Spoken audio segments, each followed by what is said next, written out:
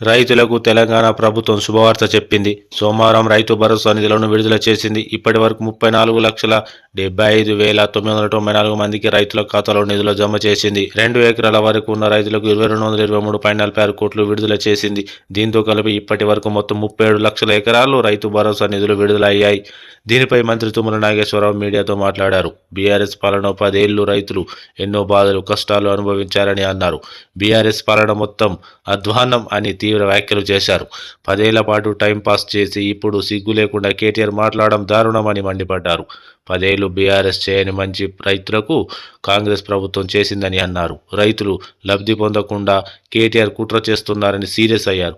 రైతుల వద్ద కేసీఆర్కు ఉన్న కాస్తో కూస్తో గౌరవం కూడా కేటీఆర్ లేకుండా చేస్తున్నారని విమర్శలు చేశారు.